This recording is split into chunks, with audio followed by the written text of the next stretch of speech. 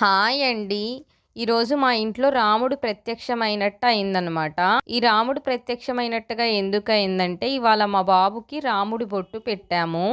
ఆ రాముడి బొట్టులో అచ్చం సాక్షాత్తు రాముడే మా ఇంటికొచ్చినట్లుగా కనిపిస్తున్నాడనమాట. బాలరాముడిని చూస్తున్నట్టుగా అనిపిస్తుంది మాకు.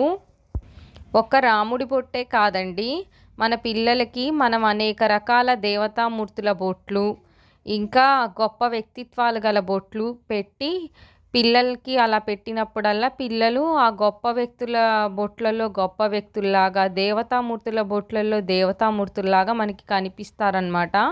మనకు కూడా ఎంతో ఆనందంగా ఉంటుంది. మీకు పెట్టడం రాకపోయినా కానీ బొట్టుని మేము ఎలా పెట్టాలో నేర్పిస్తామన్నమాట.